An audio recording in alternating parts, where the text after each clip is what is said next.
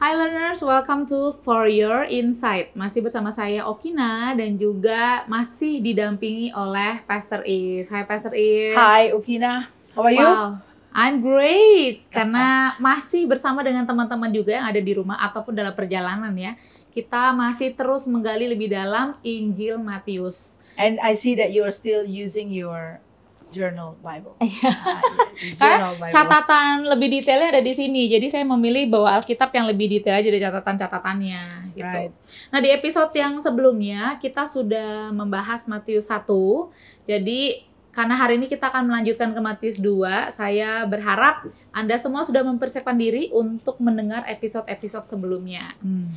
Nah, kali ini kita akan menggali lebih dalam Pastor Eve, Matius pasal yang kedua. Betul ya? Okay. Judulnya sih dalam Alkitab TB saya itu adalah orang-orang Majus dari Timur. Lalu ada judul lagi penyingkiran ke Mesir, pembunuhan anak-anak di Bethlehem, dan kembali ke Mesir. Ini cukup Kembali dari Mesir. kembali dari Mesir ya, betul. Right. Ini cukup panjang, ada beberapa episode-episode juga di dalamnya mengenai perjalanan kelahiran Yesus Kristus, lalu perjalanan Yusuf dan Maria juga. Kita mungkin akan lebih menyoroti Beberapa tokoh. dan Ya. beberapa kejadian ya Pastor Eve ya. Mungkin saya mau mengajak para pembelajar juga di rumah untuk kita baca bersama-sama dulu secara runut Matius pasal yang kedua ayat 1 sampai ke 12 ya berarti ya Pastor ya. Ya. Ayat 1 sampai yang ke-12. Oke. Kalau begitu saya akan bacakan, jadi Anda juga bisa sambil membacanya di rumah. Orang-orang Majus dari timur. Sesudah Yesus dilahirkan di Bethlehem di tanah Yudea pada zaman Raja Herodes, datanglah orang-orang Majus dari timur ke Yerusalem dan bertanya-tanya, "Di manakah dia, raja orang Yahudi yang baru dilahirkan itu? Kami telah melihat bintangnya di timur dan kami datang untuk menyembah dia." Ketika Raja Herodes mendengar hal itu, terkejutlah ia beserta seluruh Yerusalem. Maka dikumpulkannya semua imam kepala dan ahli Taurat bangsa Yahudi, lalu dimintanya keterangan dari mereka di mana Mesias akan dilahirkan. Mereka berkata kepadanya, "Di Bethlehem di tanah Yudea, karena demikianlah ada tertulis dalam kitab Nabi. Dan engkau Bethlehem tanah Yehuda, engkau sekali-kali bukanlah yang terkecil di antara mereka yang memerintah Yehuda. Karena daripadamu lah akan bangkit seorang pemimpin yang akan menggembalakan umatku Israel." Lalu dengan diam-diam Herodes memanggil orang-orang Majus itu dan dengan teliti bertanya kepada mereka bila mana bintang itu nampak. Kemudian ia menyuruh mereka ke Bethlehem, katanya, "Pergi dan selidikilah dengan seksama hal-hal mengenai anak itu. Dan segera sesudah kamu menemukan dia, kabarkanlah kepadaku supaya aku pun datang menyembah dia." Setelah mendengar kata-kata raja itu, berangkatlah mereka. Dan lihatlah, bintang yang mereka lihat di timur itu mendahului mereka hingga tiba dan berhenti di atas tempat di mana anak itu berada. Ketika mereka melihat bintang itu, sangat bersukacitalah mereka. Maka masuklah mereka ke dalam rumah itu dan melihat anak itu bersama Maria, ibunya, lalu sujud menyembah dia. Mereka pun membuka tempat harta bendanya dan mempersembahkan persembahan kepadanya, yaitu emas, kemenyan, dan mur. Dan karena diperingatkan dalam mimpi, supaya jangan kembali kepada Herodes, maka pulanglah mereka ke negerinya melalui jalan lain. Saya percaya banyak dari kita cukup familiar dengan kisah bagian ini, Pastor. Khususnya kalau sudah dalam perayaan Natal. Right, yes. Sudah di bulan Desember, ibadah-ibadah Natal, kita mulai melihat pernak-pernik Christmas. Dan umumnya ini akan menjadi salah satu khotbah yang disampaikan kepada jemaat. Namun saya mau mengajak juga teman-teman di rumah, kalau Anda masih ingat, kita pernah membahas beberapa alat pancing dalam belajar Alkitab. Yeah. Jadi coba nih kita mau praktekkan ya, dari perikop ini saja. Kalau kita menjawab pertanyaan apa yang sedang dikisahkan atau dituliskan, di sini berbicara mengenai kedatangan orang Majus dari timur, kelahiran Yesus Kristus. Lalu ada pertanyaan lain, siapa. Nah, kata siapa di sini, pertanyaan siapa di sini kita bisa mulai melihat siapa saja orang-orang yang namanya tertulis atau dilibatkan dalam kisah ini. Ada Yesus di sana dilahirkan di Bethlehem, lalu ada Ini beritanya orang-orang ya, Majus, ya. Ini kan pemberitaannya ya. Ya, So pemberitaannya. Jesus himself is not in a part of Oh the ya, story. dalam bagian pemberitaan Ya. ada nama Yesus itu. Right. Lalu yang terlibat di dalamnya, di dalam scene ini, Tokoh-tokoh yang hadir. tokoh-tokohnya ada orang-orang Majus dari timur, lalu ada Herodes, lalu ada imam kepala, ahli Taurat bangsa Yahudi, lalu akhirnya pergi ke tempatnya Maria dan Yusuf, dan disitulah mereka orang-orang Majus mempersembahkan harta bendanya. Nah itu untuk pertanyaan siapa. Lalu untuk menjawab pertanyaan di mana, apakah ada lokasi yang tertulis pada perikop ini? Kita bisa lihat ada lokasi, paling tidak ada 2 lokasi tertulis di situ. Yang pertama adalah Bethlehem di tanah Yudea, dan juga Yerusalem. Nah, lokasi ini penting dalam pembelajaran kita ya. Jadi kita bisa pastikan lokasi ini juga dalam catatan kita. Lalu tadi sudah apa, siapa, di mana, lalu kapan. Nah, kapan juga adalah unsur yang penting dalam kita belajar. Kapannya di sini kita bisa melihat di situ ada sebuah clue waktu, yaitu pada zaman Raja Herodes. Jadi kalau kita bisa mencari sejarah zaman Israel atau Palestina pada saat itu, kita bisa menemukan tahunnya. Right. Ya, karena di situ juga di Matius 2 kita bisa melihat pemerintahan Raja Herodes, lalu ada pembunuhan anak-anak di Bethlehem. Tentu saja ini pun juga tercatat di sejarah. Jadi kita bisa menemukan nanti tahunnya tahun berapa perkiraannya. Lalu ada pertanyaan berikutnya adalah berikutnya adalah mengapa. Nah, mengapa dan why and so what, lalu apa, itu yang nanti kita akan menjadi bagian akhir dalam konklusi kita mendalami Matius pasal yang kedua ini. Oke, Pastor If, kisah ini cukup menarik karena sebelumnya Pastor If juga dalam pembelajaran kami ya dengan beberapa teman-teman itu mengupas sangat dalam bagian mengenai kelahiran Yesus Kristus, khususnya kehadiran orang-orang Majus dari timur, lalu ada Herodes, dan juga ada ahli Taurat dan juga imam kepala. Nah, apa yang bisa kita ambil nih Pastor If dari kehadiran ketiga tokoh ini? Oke. Tadi berkenaan dengan pertanyaan siapa, ya. Jadi now we study character. Ya, memang itu juga salah satu metode pembelajaran. That's one method of studying the Bible. Is studying the people, ya, the character. Jadi studi tokoh gitu loh. Nah, dari situ kita akan kemudian mendalami dan mendapat sketsa dari tokoh tersebut, ya kan? Nah, mungkin yang kita akan lihat pertama kali di sini adalah di ayat yang pertama, sesudah Yesus dilahirkan di Bethlehem di tanah Yudea pada zaman Raja Herodes, ya, datanglah orang-orang Majus dari timur ke Yerusalem. Jadi dalam satu kalimat awal ini saja kita lihat beraneka ragam hal ada di situ, ya. Jadi berartinya dalam time frame tentu kejadian ini adalah pada zaman pemerintahan Raja Herodes. Betul. Ya, dan konteksnya adalah pada saat itu Yesus sudah dilahirkan, ya, dan dia dilahirkan di Bethlehem, tanah Yudea, ya. Kemudian kedatangan orang-orang Majus itu, mereka tidak datang ke Bethlehem tapi datangnya ke Yerusalem. Dari timur. Ya, dari timur mereka datang ke Yerusalem. Nah, kita bisa berkenalan pertama kali dengan Raja Herodes. Dan kalau kita membaca Synoptic Gospel, ya, Matius, Markus, Lukas, itu sinoptik, ya. Jadi kita akan temukan beberapa kali nama Herodes muncul. Masuk ke Yohanes juga demikian. Masuk Kisah Para Rasul Kisah juga Para ada Rasul Herodes. juga. Nah, kalau kita tidak menggali dan meneliti dan meletakkannya di dalam time frame, bisa saja kita berasumsi bahwa this is the same Herod, gitu ya. Ini Herodes yang sama nih semuanya, padahal tidak demikian. Ya, Herodes yang dimaksud di sini is Herodes Herod the Great, atau Herodes Agung. Ya, dia adalah the first Herod dalam dinasti Betul. Herodian dynasty, ya, dalam dinasti Herodian dia adalah Herodes pertama, gitu ya. Jadi di bawahnya ya anaknya, cucunya, ya disebutnya Herodes. Herodes siapa, gitu ya? Ada Herodes Antipas, macam-macam ya namanya. Tapi ada Archelaus, ada Herodes Philip, ya, ada Herodes macam-macam. Philip, ada Archelaus, ada Antipas, ya. Nah ini adalah keturunannya. Tapi this is the first Herod dan dia disebut sebagai Herodes Agung, ya.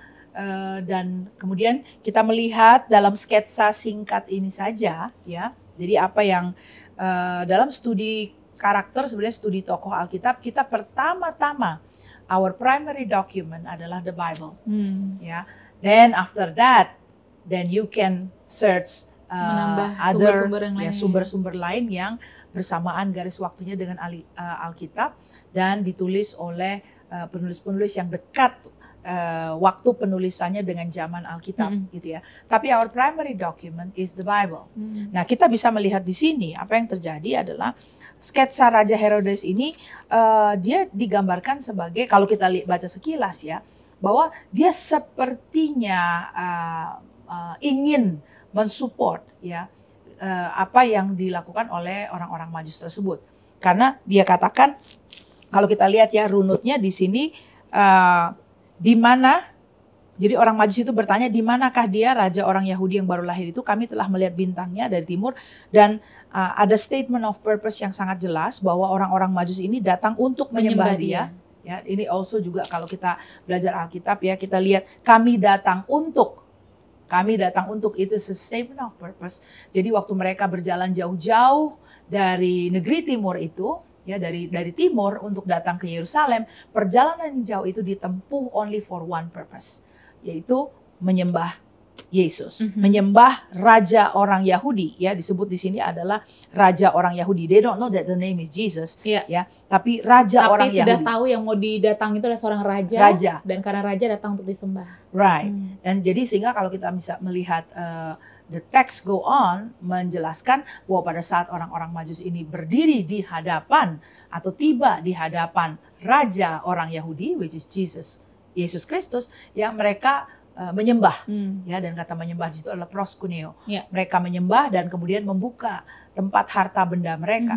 Jadi statement of purpose ini penting sekali untuk sketsa atau gambaran mengenai orang-orang Majus ini, gitu ya. Ada orang datang gitu ya dari jauh dan membawa segala macam logistiknya dan orang-orang untuk kuli angkat dan segala macam kuli pikul gitu ya, karena nggak ada hotel di tengah-tengah perjalanan gitu kan. Dengan hanya satu maksud tujuan. So what did that tell you gitu ya. Nah, anyway, mereka kemudian tiba di Yerusalem dan Yerusalem adalah lokasi Bait Allah berada ya. Dan ini adalah Bait Allah yang dipugar oleh Raja Herodes Agung ya. Ini juga informasi tambahan yang kita bisa peroleh dari supporting articles or documents ya, atau buku-buku, tulisan-tulisan, writings mengenai masa periode ini ya.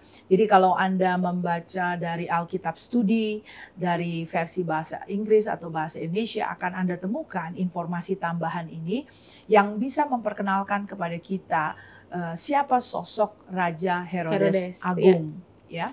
Nah, jadi sekarang kita mau kenalan sama Raja Herodes. Raja Herodes ini adalah bukan orang Yahudi. Dia adalah keturunan Idumea, ya. Jadi itu keturunan dari bangsa Edom itu. Jadi ayahnya, if I'm not mistaken, Antipater ya. Ayahnya itu adalah seorang politikus yang dekat dengan kekuasaan. Dan memang dalam manuver-manuver politiknya, sang ayah sudah merencanakan bahwa dia punya dua orang putra, salah satunya adalah Herodes Agung, untuk bisa menduduki posisi kekuasaan tersebut. Dan memang DNA ini turun ke Herodes juga. Dia sangat pandai, ya, lihai dia untuk mengikut siapa yang sedang berkuasa. Ya. Jadi Sangat umum ya di bidang politik Sangat pemerintahan ya. Ya, ini terkait sebetulnya dengan sejarah bahwa pada saat itu dinasti yang sedang berkuasa waktu dia sedang meniti karir politiknya ya, dinasti yang sedang berkuasa itu memperebutkan Mesir, di mana di sana Firaun yang berkuasa ya, tapi ini sudah dinasti turunan dari Yunani ya. Kita bisa lihat itu dalam sejarah. Jadi Alexander the Great tidak memiliki keturunan yang dia tempatkan di dalam seat of power, sehingga 4 orang jenderalnya yang memperebutkan seluruh wilayah yang dia miliki ya waktu itu, sehingga dari 4 itu tersisalah hanya 2, yaitu dari klan atau dinasti Ptolemy, kemudian yang satunya adalah Seleucid. Dan Seleucid itu kemudian menempatkan daerah kekuasaan mereka di Syria, sementara Ptolemy menempatkan daerah kekuasaannya di Mesir, gitu ya. Nah, tahun berganti tahun kemudian muncullah another new power that is arising, which is the Roman Empire, ya, kekaisaran Romawi. Nah, dalam bangkitnya kekaisaran Romawi, dalam struggle of power, ya pada kira-kira masa-masa berakhirnya dinasti Ptolemy dan Seleucid inilah, pada saat itu juga Romawi naik, ya kan? Dan disinilah terjadi power struggle itu. Jadi siapa yang mendekat kemana yang mungkin akan mendapatkan benefit tersebut.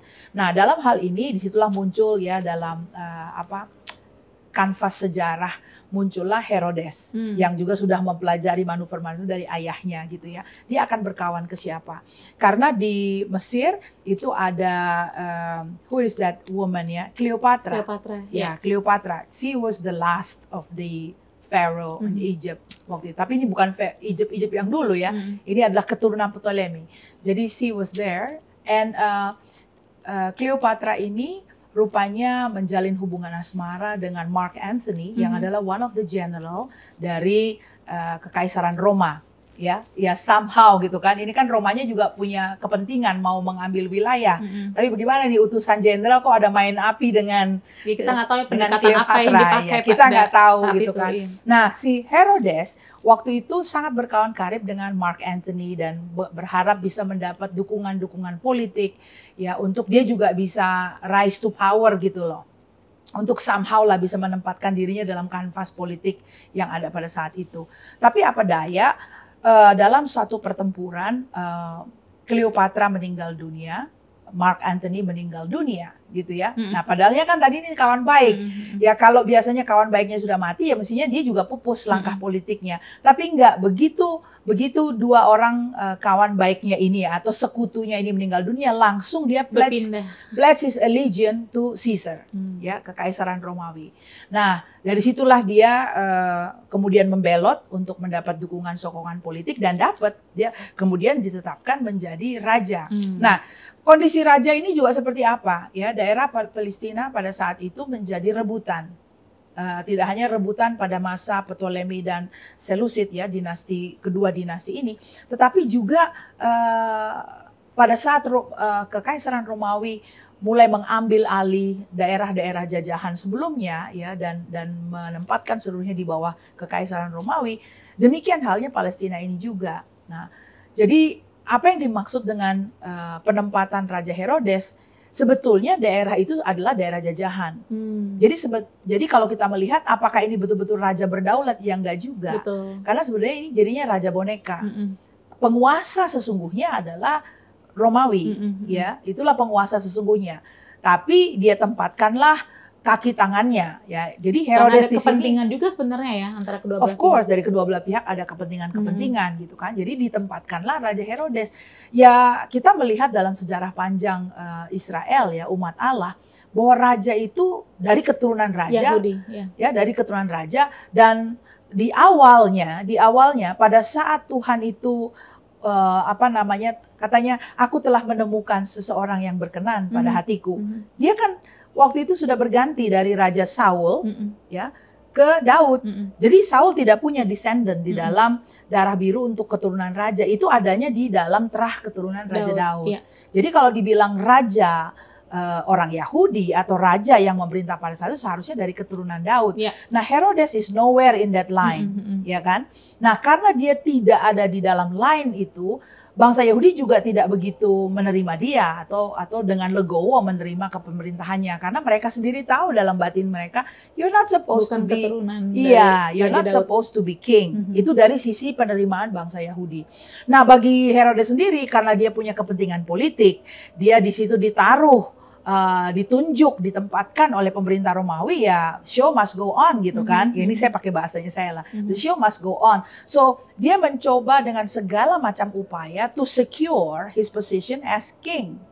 Ya, and later on kita melihat bagaimana mengamankan posisi raja ini terus berlanjut sampai pada keturunan-keturunan yang kesekian gitu loh. Nah, jadi apa yang dia lakukan, which is why dia disebut sebagai Herod the Great, karena dia mengupayakan berbagai macam building project, ya, pembangunan-pembangunan yang masif, bahkan pembangunan yang sedemikian masif untuk dipertontonkan kepada pihak penguasa gitu ya. Jadi ada bangunan-bangunan khusus atau area khusus yang dia bangun dan kemudian dia namai untuk in honor of the ruling government gitu ya, atau the ruling kingdom atau kekaisaran gitu kan, dinamai seperti itu gitu loh. Jadi ini adalah bangunan-bangunan yang kota-kota yang dia bangun, bangunan-bangunan yang dia kerjakan gitu ya. Nah, salah satunya yang juga dia bangun adalah dia mengupayakan pemugaran daripada Bait Allah. Ya, as we know, kemegahan Bait Allah pada terah keturunan bangsa Yahudi itu adalah pada saat Salomo pertama kali membangun Bait Allah. Tapi pada saat mereka kemudian dijajah oleh penguasa-penguasa asing, Bait Allah itu dihancurkan. Waktu dibuang ke Babilonia ya. Yes, ke Babel. dihancurkan. Dan kemudian proses pemugaran pertama kali baru terjadi pada saat pemerintahan Raja Koresi, di mana orang-orang Yahudi boleh kembali pulang ke tanah nenek moyang mereka. Betul. Dan disitulah kita melihat ada tokoh-tokoh seperti Ezra, Nehemia, ya kan, ada Zakaria, kemudian ada Maleaki, ya, mereka membangun kembali Bait Allah, lalu kemudian membangun kembali tembok Yerusalem. Nah, namun pemugaran atau merestorasi bangunan Bait Allah yang dilakukan pada zaman itu tidak mengembalikan kondisi Bait Allah seperti pada zamannya Salomo.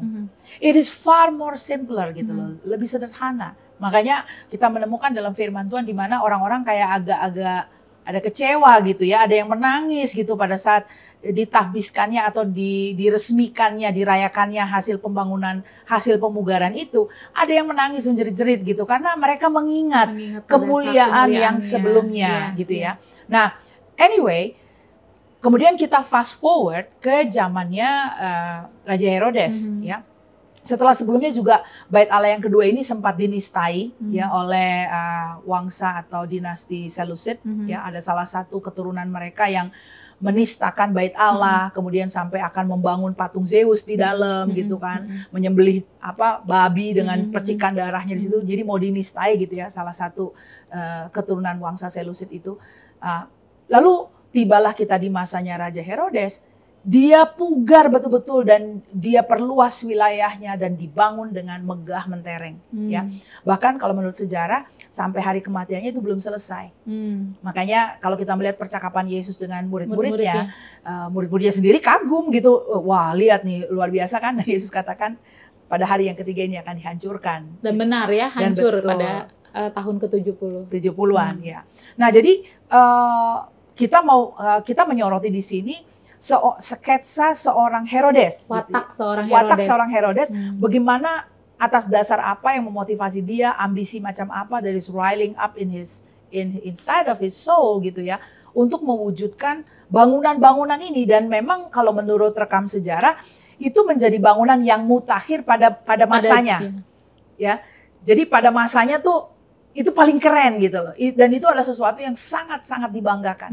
Karena sespektakuler itu hasil karya pembangunannya.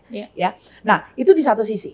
Di sisi yang lain, Alkitab memberikan suatu jendela ya, untuk kita mengintip watak seorang Raja Herodes. Karena tidak jauh dari tulisan orang-orang Majus dari timur dalam perikop itu, kita melihat pada perikop di bawahnya, di mana Lembaga Alkitab Indonesia memberi judul Pembunuhan Anak-anak di Bethlehem.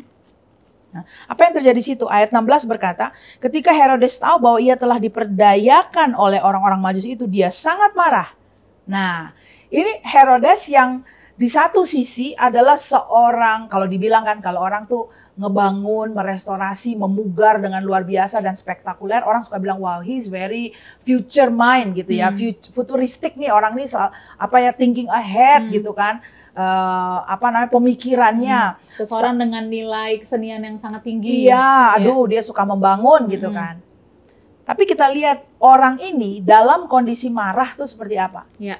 Nah, lihat, ia sangat marah. And now, what did he do when he was angry?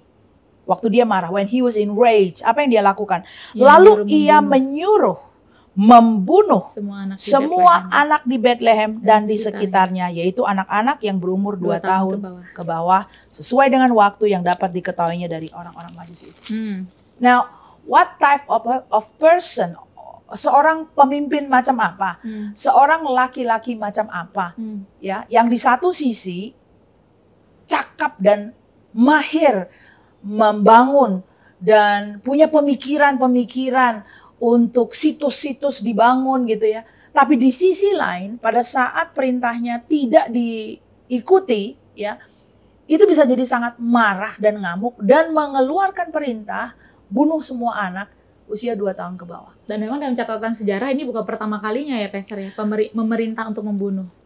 Begini, waktu kita memeriksa catatan sejarah ya, ada Herodotus, ada Flavius Josephus juga, dan juga beberapa bapak-bapak gereja yang menulis mengenai masa itu, ada sejarawan-sejarawan yang berkomentar bahwa kenapa pena atau tinta sejarah non-biblical sampai tidak mencatat kejadian, karena ini tidak ditemukan di catatan di luar Alkitab. Ya. Mengapa? Jadi ini hanya di Alkitab saja ya? Yes. Mengapa tidak sampai sejarawan tuh tidak nggak mau ngebuang-buang tinta gitu ya untuk nulis hal ini? Karena ini menjadi kejadian yang bagi banyak orang tidak sebanding dengan banyak kejahatan lain yang dia lakukan. Nah, ternyata waktu kita meng-compare atau melihat juga tulisan-tulisan lain, ternyata bukan hanya kekejaman ini yang dia lakukan. Herodes dalam catatan-catatan lain ditemukan bahwa dia memerintahkan eksekusi dari Mariame, who is the wife that he really loved. Ya, itu istri kesayangan dia. Dan ini adalah putri dari Imam Hyrcanus, if I'm not mistaken, yang membuat dia bisa diterima dalam dinasti keimaman gitu kan, dari Hasmonean Dynasty. Ya, dia perintahkan pembunuhan daripada istri tersayangnya ini. Ya, dia ada beberapa istri. Nah, ini istri tersayangnya. Dia perintahkan dieksekusi. Kemudian putra-putranya, if I'm not mistaken, ada dua orang yang dia perintahkan untuk dieksekusi mati. Just for what? Apakah karena memang terbukti bersalah? Enggak. Hanya karena hearsay. Jadi hearsay, lalu dia cemas, jangan-jangan benar, jangan-jangan posisinya akan tergoyahkan, posisinya akan terancam, ya. Takut ada kudeta. Dia eksekusi mati. His uncle juga dieksekusi mati. Jadi ini adalah orang yang tidak segan-segan memerintahkan eksekusi mati, bahkan bagi inner circle-nya. Lingkar satunya, darah dagingnya, family members, dia nggak segan-segan mengeksekusi. Tambahan catatan mengenai sifat dan watak seorang Herodes. Dia nggak segan-segan mengeksekusi mati. Sampai ada tulisan dari salah satu scholars yang dimana dia mengutip perkataan dari pihak Romawi sendiri, berkata, aku lebih suka, I'd prefer to be, aku lebih memilih jadi babi daripada jadi putra Herodes. Itu tuh jadi kalimat yang santer gitu loh. Kenapa? Sebab beresiko banget nih jadi anak laki-lakinya dia. Kita nggak pernah tahu kapan nggak tahu dia lagi mungkin berendam di air panas, di air anget gitu, lalu dia parno gitu ya, dia takut jangan-jangan dia langsung eksekusi mati gitu loh. Nah, juga dalam salah satu tulisan sejarah saya temukan bahwa pada saat kematiannya dia memerintahkan, karena dia tahu waktu dia mati tidak akan ada yang menangisi dia, gitu ya. Jadi bagaimana supaya orang menangis waktu dia mati? Orang-orang kayak nantikan dia mati ya, berarti tipe seperti ini. Iya, wah ngeri banget ya kalau jadi pemimpin kemudian dinantikan kematiannya, lu nggak mati-mati aja, kenapa sih? Karena kehadiran dia sebagai pemimpin justru membawa beban, meresahkan, mengancam kehidupan banyak orang, meresahkan. Ya. Dia memerintahkan supaya semua orang pemuka-pemuka masyarakat Yahudi dikumpulkan di satu tempat untuk dibunuh mati. Supaya menangislah Pada semua hari orang. itu Pada hari itu ada ada yang tangisan. menangis, Tapi bukan banyak yang tangisin dia menangis, kan? iya. Iya. Tapi dia butuh ada orang yang menangis. Betul. Nah sekarang dengan jendela watak yang seperti ini yang kemudian kita bisa lihat gitu ya. Lalu di sisi lain pencapaian pembangunan gedung-gedung Secara megah. skill ada ya, luar Ya, biasa skill. He's very skillful dan apa segala macam. Lalu di sisi lain wataknya seperti itu. Kita bisa melihat bahwa he has a mental problem. Ya, now let's just kita belajar, ini namanya kita studi tokoh and what can we learn. Coba kita bisa konklusikan ke sana ya. Right. Berarti kan kita bisa belajar apa? ada sesuatu yang dalam jiwanya. Betul. Ada sesuatu dalam jiwanya yang sebetulnya perlu ditangani. Ya. Saya percaya seperti firman Tuhan berkata, Tuhan tidak menghendaki seorang pun binasa. That is the heart of God. Itu adalah hati Tuhan gitu loh. And Tuhan itu mau memberikan kesempatan untuk orang yang berdosa datang kepada dia untuk diselamatkan. That has been his character, that has been his attribute. Sampai sekarang Tuhan tuh nggak berubah gitu loh. Sedalam apa dosamu, di titik itu dia akan anugerahnya lebih dalam untuk mengangkat kita, untuk melepaskan kita. Nah, waktu kita kembali kepada teks ini, kita menemukan bahkan di pasal 2 ayat yang pertama itu, bahwa Raja Herodes ini dikunjungi orang-orang Majus dari timur. Mereka datang berdiri di depan Raja Herodes berarti ya. It could be in his palace, right? Lalu mereka bertanya di mana dia raja orang Yahudi yang baru dilahirkan itu. This is what orang Majus bilang, raja orang Yahudi. Ya buat Herodes penghinaan memang. Betul. Jadi kalau kita bahasa Indonesia kita bilang terkejut. Terkejutlah ia ini bahasa Indonesia masih sopan, tapi kalau kita lihat ke bahasa aslinya sebetulnya dia jadi gusar. Troubled. Dia jadi gusar. Terancam dia. Which ada raja nih. Am I not the king? How come there is another king? Dia sudah datang ke istana. Right. Bertemu dan dengan jubahnya sebagai raja. Ya sebenarnya orang Majus sangat beresiko mereka melakukan ini itu. beresiko sekali sebenarnya. Kamu nggak tahu reputasi orang ini. Reputasinya orang ini. Dan pasti reputable. Dengan wilayah sekitar ya. Right. Memang berani sekali orang-orang Majus ini. Dan dia mencari raja. Orang Yahudi. Spesifik sekali. Padahal mereka sedang berdiri di hadapan raja. Di hadapan raja boneka orang Yahudi yang sudah klaim dirinya karena udah menjadi agama orang Yahudi. Right. Now, menarik. Dan ini memang kan sering kali terjadi begitu. The word of God will come as a confrontation to our to our status yang palsu ya. Firman Tuhan tuh selalu akan mengkonfrontasi kita pada saat kita ada pada standing, kita berada pada kondisi yang palsu. Berarti di level seperti apa, Pastor? Firman Tuhan datang itu udah dengan sifat konfrontasi. Well, tergantung. We can fake it only for so long. We can fake it only for so long. Look at that. Dia berada di dalam kursi tahta pemerintahannya dengan segala upayanya yang mungkin juga sudah dibuka jalan itu oleh ayahnya lewat manuver-manuver politik. Lalu kemudian akhirnya dia ditunjuk dan ditempatkan oleh pemerintah penjajah untuk menjadi raja. Udah jelas aja dia bukan raja because he's not a descendant of David, ya kan? Dia ada di situ. And lalu dia upayakan membangun segala macam hal, termasuk mengambil hati orang Yahudi dengan memugar bait Allah. So all of that he did. Dengan prestasi yang gilang gemilang di hadapan pemerintah penjajah, di hadapan masyarakat. That is what he expect gitu kan. But you know, dia terkejut menjadi gusar pada saat he's being confronted bahwa ada berita raja orang Yahudi dilahirkan. When the real king come into the scene, the fake ones will be gusar ya. Yang palsu itu akan gusar. Nah, saya maknai ini dalam sharing firman Tuhan ya.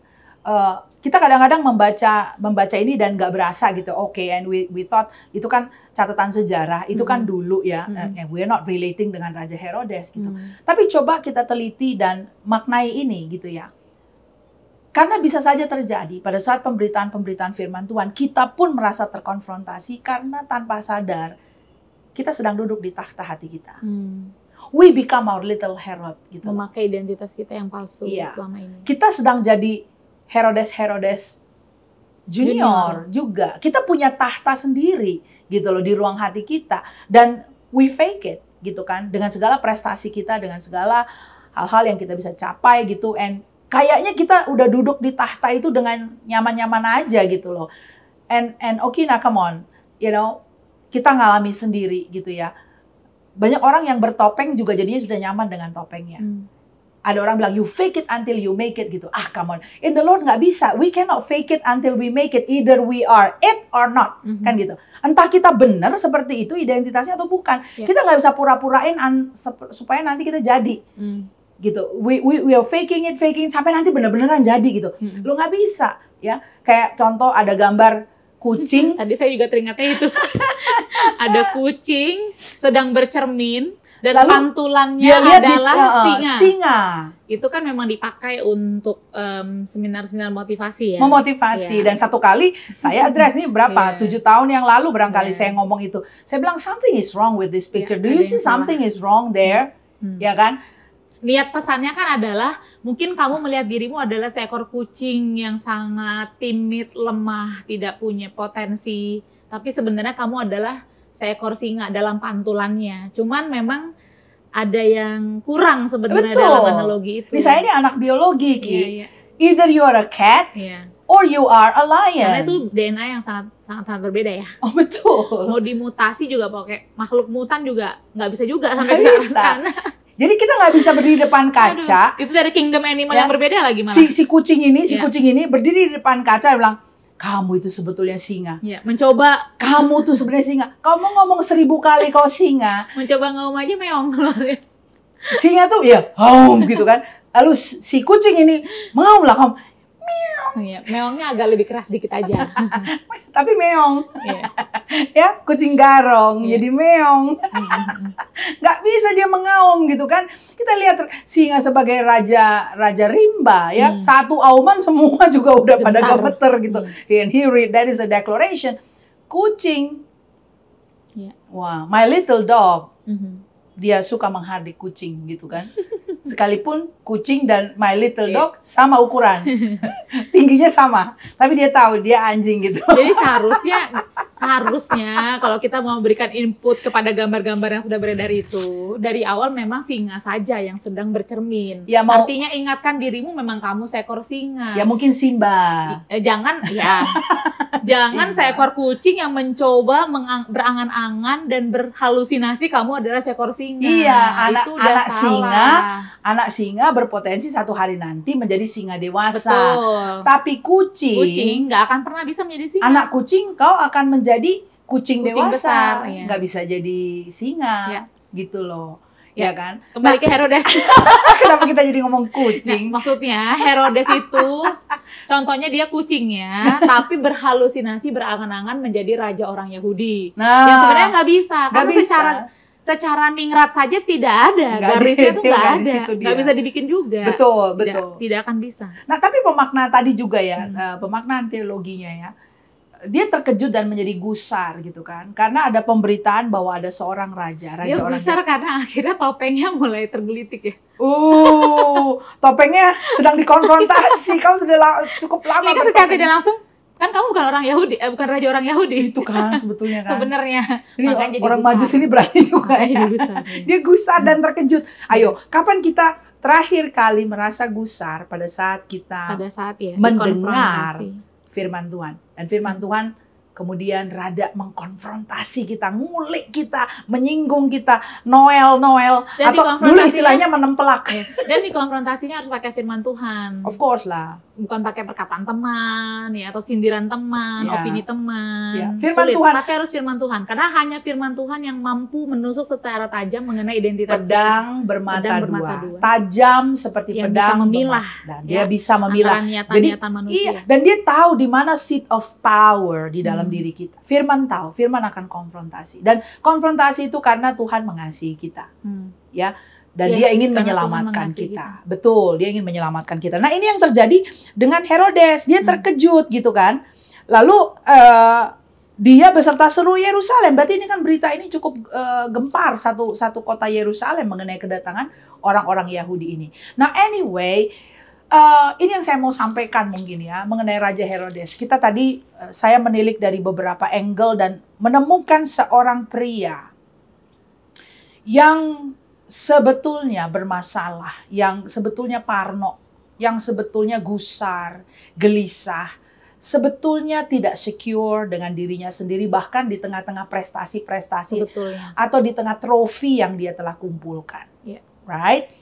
There is a struggle deep within. Ada struggle di dalam hatinya. Dan sebetulnya firman Tuhan datang pada saat yang tepat. Kalau kita melihat runut sejarah, maka Bapak Ibu teman-teman sekalian, kita akan temukan berita mengenai kelahiran Yesus, Raja orang Yahudi ini, terjadi pada penghujung kehidupan Raja Herodes. Karena dia meninggal dunia pada 4 BC. Ya. Jadi 4 tahun sebelum Masehi. Yeah. Ya. Jadi kemungkinan Yesus itu dilahirkan pada 6 or 5 BC. 6 atau 5 tahun sebelum Masehi. Berarti setelah pembunuhan anak-anak itu dia perintahkan, tidak lama setelah itu dia meninggal dunia. Yeah. Kan begitu. Tidak lama setelah itu dia meninggal dunia. Nah, berarti kan ini penghujung hidupnya. Dan who would know that he is approaching the end of his life? Siapa yang tahu itu? But God knew. Ya kan? And God is giving him a chance untuk dia mendengarkan kabar baik dan merespon nih kabar baik. Kalau kita pikir gila nih orang jahat banget. Yes, orangnya. Dan kita memang perlu berkenalan dengan Raja Herodes untuk mengetahui, untuk bisa menyelami sekelam, segelap, dan sejahat, dan selicik itulah hati seseorang yang tidak menyambut berita kebenaran. Sejahat dan selicik itu, sekelam dan segelap itu Bapak Ibu. Ya. And for a person that live in such darkness, terang firman Tuhan memberikan kesempatan, menawarkan jalan keselamatan. And the sad thing, dia tidak menerima kabar baik itu. So what happened? Setelah dia perintahkan pembunuhan anak-anak di bawah usia 2 tahun, tidak lama setelahnya dia meninggal dunia. Nah, Alkitab sangat familiar, kita mendengar dalam pemberitaan firman saudara, menyambut kelahiran Yesus itu adalah nubuat dari Nabi Yesaya. Yang memperkenalkan, dan dia disebutkan begini, dan dia akan disebutkan orang sebagai apa? Penasehat ajaib, Bapa yang kekal, Allah yang perkasa, Raja damai. Ya. Jadi yang pertama disebutkan orang sebagai penasehat ajaib. This is bahasa Inggrisnya Wonderful Counselor. That particular raja orang Yahudi yang diberitakan oleh orang Majus itu, even though without clarity. Nanti kita bicara di episode berikutnya mengenai clarity. Ya. Itu adalah pribadi yang sebetulnya sanggup menangani the mental situation yang ada dalam diri Raja Herodes. Kondisi mentalnya yang out-outan itu. Yang gelap dan gusar dan penuh rage, kemarahan. Sekali marah langsung membunuh. Itu kan over sekali ya. Betul. Itu sekali marah terusik sedikit, bunuh, eksekusi. Gak peduli loh. Menganiaya. Ini istri, padahal dia sayang. Dalam salah satu catatan, saya membaca bahwa dia sebenarnya menyesal setelah dia eksekusi mati. Jadi gangguan mental. Ya betul lah. Tidak bisa membedakan orang yang kamu kasihi dengan amarah yang begitu besar. Betul. Sampai setelah kematian Maryami, dia coba mummified, dibikin mumi gitu supaya dia bisa lihat-lihat terus. Loh ini kan sakit dong. Bo, kamu tuh sebelum mengambil keputusan, kamu pikir-pikir dulu. Orang yang sehat seperti itu. Iya, pikir dulu, hitung-hitung dulu langkahnya. Ini enggak langsung main tebas aja gitu kan. Nah, ini adalah kondisi mental yang gila. And yet, berita mengenai the wonderful counselor came to him. Nanti pada saat kita semua berdiri ya di depan tahta putih pengadilan Tuhan, hal-hal ini kan akan kita lihat. Herodes akan melihat, ternyata he was given that chance. But he rejected. Nah, mungkin bagi kita ya at the end of this discussion ya Ki, how would you reflect for it? Herodes ini mewakili karakter kita sebagai manusia. Tentu saja kita tanpa Tuhan ya akan menempati posisi yang hanya bisa diisi oleh Tuhan. Mengontrol, mengendalikan, apalagi ditambah dengan skill, ditambah dengan kapasitas, potensi, kompetensi. Kita bisa lupa bahwa hidup ini ternyata milik seorang pribadi. Jadi dengan kehadiran good news mengenai hadirnya seorang raja yang harusnya memimpin dalam hidup kita, itu adalah sebuah undangan yang bisa kita terima atau kita tolak. Gitu. Dan the fact kita masih mengambil posisi yang seharusnya diisi oleh Tuhan, tentu saja itu tercermin sih, Pastor. Saya yakin sekali karena saya pun juga seperti itu, tanpa Tuhan dalam hidup saya. Kondisi kejiwaan itu akan terlihat sekali. Masalah-masalah gangguan kejiwaan akan terlihat sekali dalam buah-buah perbuatan kita. Right. Gitu. Ya sekarang banyak marak topik mengenai isu kesehatan mental ya.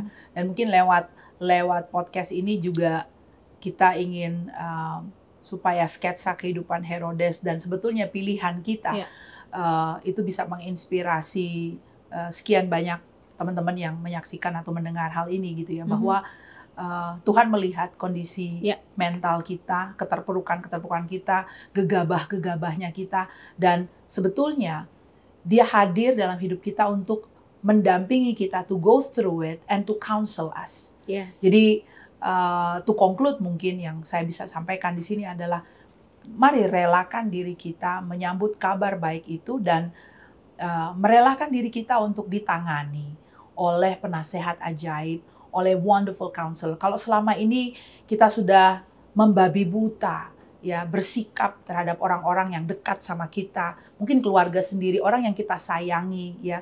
Kita mungkin dilihat orang sangat berprestasi untuk karya-karya dan trofi-trofi, wah sertifikat udah nggak kehitung banyaknya gitu. Itu tatapan dari luar.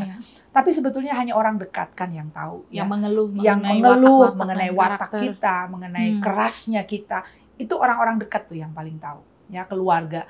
Dan Bapak Ibu sekalian, teman-teman, kita nggak perlu selamanya kayak gitu sih. Ya, saat ini penasehat yang ajaib itu mengulurkan tangan kepada kita untuk dia tahu dan dia nggak buang kita, dia nggak abaikan kita dan kadang-kadang lu mah susah orangnya, nggak ada yang kayak begitu. Penasehat yang ajaib itu justru ingin hadir dalam hidup kita. Dia tahu pergumulan kita. Kadang-kadang kita juga nggak kepengen sih bersikap kasar gitu, tapi yang keluarnya kasar gitu kan, yang keluarnya malah gegabah dan benar-benar menghancurkan hidup orang. Jadi Tuhan tahu itu semua. Dan Dia tidak menolak kita, Dia tidak menolak Anda. Dia ingin hadir dalam hidup Anda dan menangani kondisi mentalmu. So izinkan dirimu untuk diselamatkan oleh penasehat yang ajaib. Wah, saya yakin sekali yang mendengarkan jadinya melihat perspektif yang baru pada saat membaca Herodes. Bahkan kita bisa kasih PR juga ya, temukan Herodes-Herodes yang lain kan. Setelah ini betul. Herodes yang berbeda ya, Herodes yang pada saat itu dihindari oleh Yusuf dan Maria, itu berbeda dengan Herodes yang memenggal kepalanya Yohanes Pembaptis, berbeda juga Herodes yang ditampar malaikat di Kisah Para Rasul, yang membunuh Rasul Yakobus. Jadi di situ kita bisa lihat ya, memang beberapa kali tuh firman Tuhan, kebetulan firman Tuhan jadi hadir. Garis keturunan ini sebetulnya dilawat dan dilawat dan dilawat. Ada firman Tuhan yang berkata, do not miss the time of your visitation.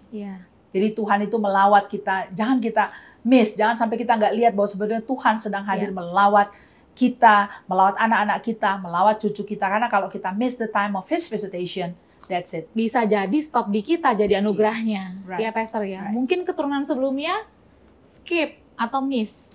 Tapi hari ini selama Anda mendengarkan hal ini, jangan keraskan hati dan bukalah diri untuk menerima penasihat ajaib dalam hidup Anda. Amin. Sehingga dari generasi kita dan seterusnya, kita akan menjadi generasi yang hidup dalam kebenaran. Dan bisa membangun, Ki. Dan bisa bukan hanya bangunan fisik. Bangunan fisik. Ya, betul. Ini orang kan membangun bangunan fisik tetapi membunuh orang.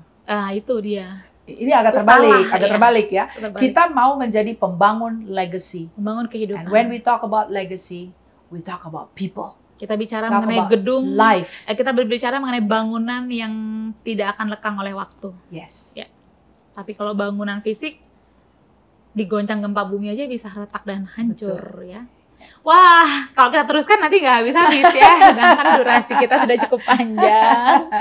Jadi terus fokus dalam pembelajaran kita masih dalam menggali Injil Matius, dan di episode berikutnya tentu kita akan lanjutkan dengan insights yang baru yang akan kita dapatkan dari pasal-pasal berikutnya. Sampai jumpa di episode berikutnya.